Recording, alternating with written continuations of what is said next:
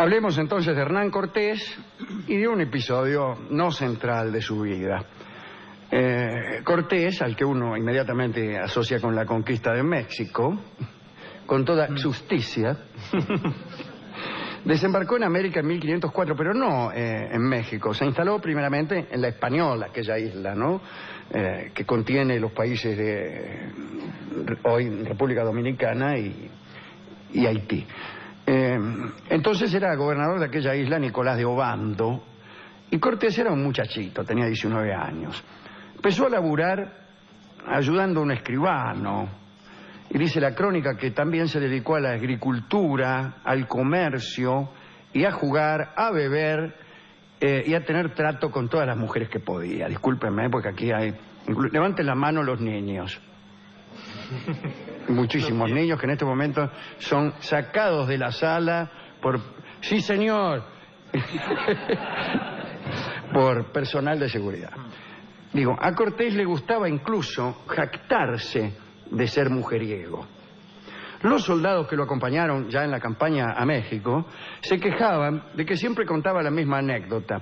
Parece que en Badajoz Cortés amó a una dama casada y quiso retirarse por una ventana, quiso hacerse escruche en abanico antes de que llegara el marido. Pero salió por la ventana, caminó por una viga que estaba un poco podridita. La viga se rompió y Cortés cayó estruendosamente y se luxó la espalda. A consecuencia de este accidente, no pudo aceptar la lucha a muerte a la que lo desafió el marido de la dama casada, que justamente estaba entrando cuando Cortés se caía. Y se lo desafió a una lucha a muerte. Y el tipo estaba... Desde el suelo, medio mormoso, le dijo, disculpe que no acepte, pero me acabo de luxar la espalda, entre otras cosas. Bueno, durante la expedición a México, cada vez que le dolía la espalda, Cortés atribuía su malestar a aquella caída y aprovechaba para recordar la historia, etc. ¿Vio cómo son los conquistadores de México cuando les duele la espalda?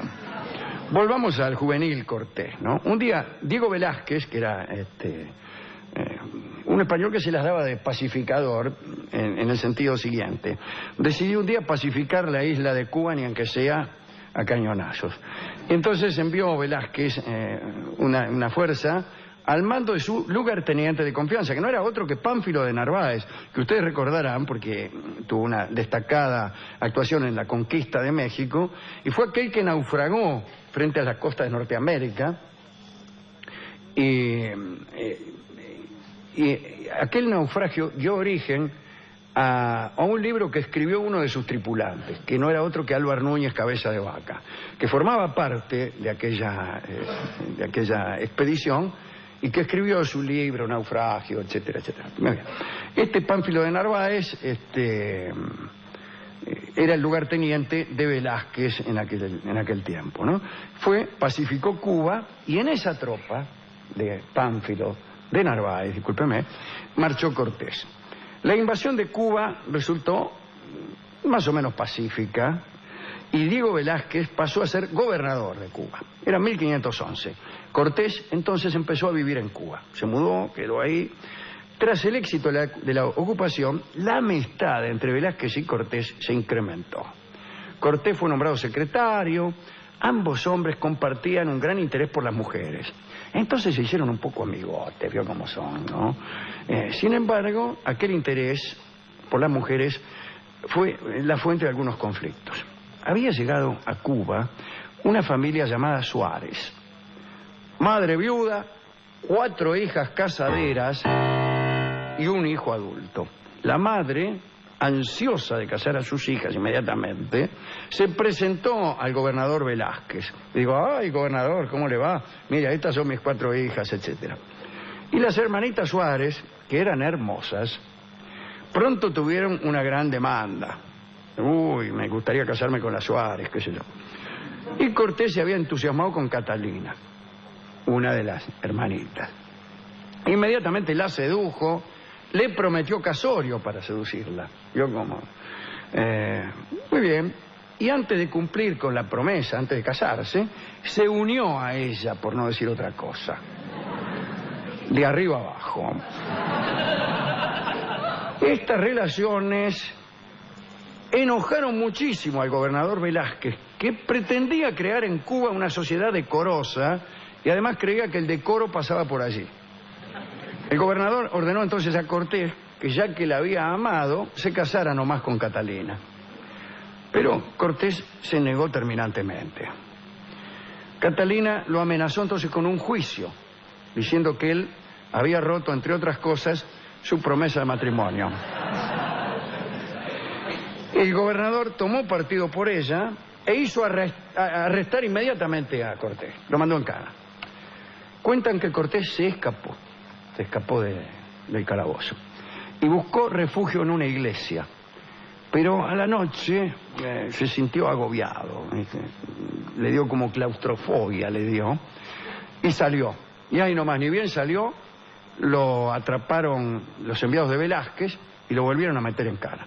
Al final Cortés tuvo que aceptar el casamiento con Catalina Suárez y hubo boda. Qué linda, ¿no? Pero Cortés enseguida dijo, ¿qué puedo hacer? Y se fue a conquistar México. Inmediatamente, ¿eh? No terminó de casarse que ya se rajó. Y Catalina se quedó en Cuba. Pasaron 3 años. Ya era 1522 y Cortés mandó a buscar a su esposa para llevarla a su lado, a México. Vayan, dice, y tráigamela a mi mujer Catalina, que vuelva a mi lado. Para entonces ya había caído la ciudad de Tenochtitlán, había caído preso Cuauhtémoc, aquel joven sucesor de Moctezuma, bueno. Y Cortés, como bien sabemos todos nosotros, lo podemos decir, tenía un amante que era la Malinche. Y llega Catalina, ahí donde estaba su esposo, y tuvo tanta puntería que llegó justo el día en que la Malinche daba a luz un hijo del conquistador. El mismo día, no sé si en el mismo momento, tampoco sería demasiado. No importa. Catalina, que no sabía nada de las andanzas amorosas de su esposo, hizo un escándalo, imagínese. Entra y dice, ¿qué es esto? Bueno... América. Bueno, pasaron unos días y hubo una fiesta en la casa de Cortés, a pesar del mal clima que había, ¿no? Y se produjo una discusión con Catalina, probablemente por este asunto, ¿no? Explícame, qué sé yo. Y ella, un poco enojadita, se retiró a su habitación. Cortés se quedó un rato más con los invitados, finalmente se despidió de ellos, chau, chau, y se fue a dormir junto a su esposa. 2 o 3 horas después, llamó a su mayordomo y le dijo que Catalina estaba muerta. Me dice, Perkins,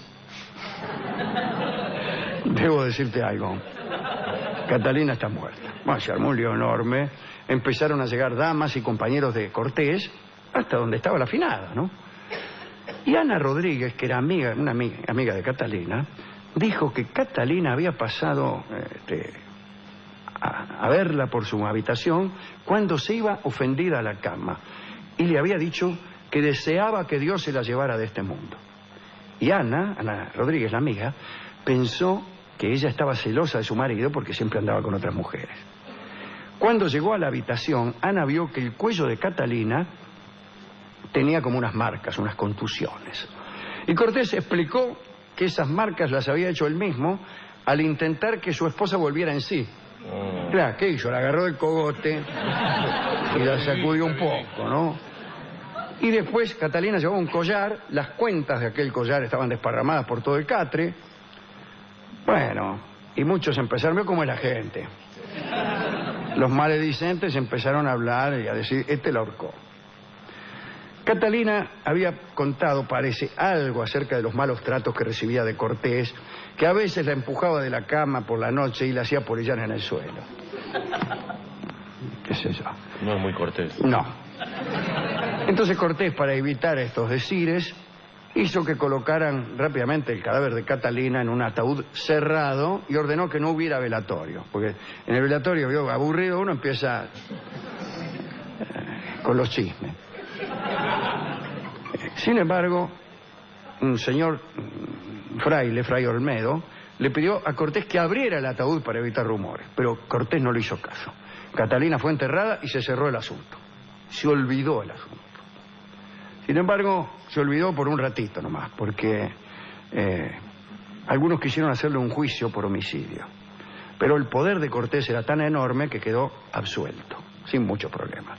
Se adujo, de los abogados de Cortés, que Catalina era una mujer muy enferma y delicada, que tenía el corazón malo y que era el corazón lo que le había fallado aquella noche, y fue eso lo que quedó consignado en la historia, y entonces sí ya vino el olvido, como siempre ocurre, ¿no? Nosotros no decimos nada, no. Más que nada porque no lo sabemos. Pero qué malo era Cortés, eso lo puedo decir ahora, ¿no? Me enojé un poco. ¿A quién dedicar esta historia? Bueno, a la pobre Catalina y a las hermanitas Suárez, que eran todas lindas, las 4 hermanas Suárez, ¿no? Fuimos a la discoteca y le preguntamos mejor dicho, le contamos esta historia al discotecario, que nos explicó que en su barrio había unas hermanas que, a diferencia de las Suárez, eran 5, sí, y se llamaban Jiménez. ¿Y eran lindas? Sí. ¿Pero qué tiene que ver, señor? Estamos hablando de otra cosa. El discotecario siempre cuenta esas historias. Sí, pero estamos hablando de historia, de otra cosa. Y dijo que él creía más en la eficacia del olvido que en la eficacia del perdón. Y yo le dije que todas eran la misma cosa. Y entonces el hombre me ofreció entre 2 tangos: perdón, viejita, y olvido. Me apresuré a elegir este último. Y vamos a escuchar entonces Olvido en la versión clásica de Charlo. Este tango habla de Hernán Cortés, de Catalina. No sé si es así. Y de aquellos crímenes cuyos autores pretenden el olvido antes que nada. El universo tiende al olvido, dijimos una vez en este mismo programa. Queríamos decir que todo tiende a ser olvidado, no era ninguna frase rara, pero todas las cosas, el equilibrio termodinámico es también el olvido, porque cesa de fluir. Todo lo que se muere deja de fluir. Lo que ayer era uranio hoy es plomo, y ese equilibrio molecular se parece al olvido. Entonces dijimos, el universo tiende al olvido. La muerte del universo será un reinado total del olvido. Y lo que hace el hombre es luchar con pequeñas armas, un arma tan endeble como la memoria. Luchar contra el olvido. Estar vivo es tratar de no olvidarse.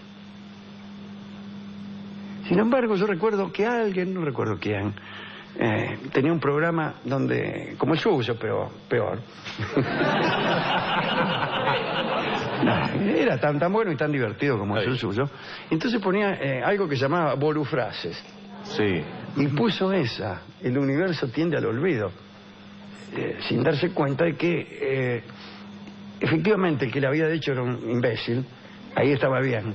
Quizá ahora caigo en la cuenta que estaban consideradas según su autor. Y en ese caso era correcto. Pero él quería una frase que no era buena en sí misma, pero sí era buena para empezar a pensar. Escucharemos ahora el tango Olvido en la versión de Charlo.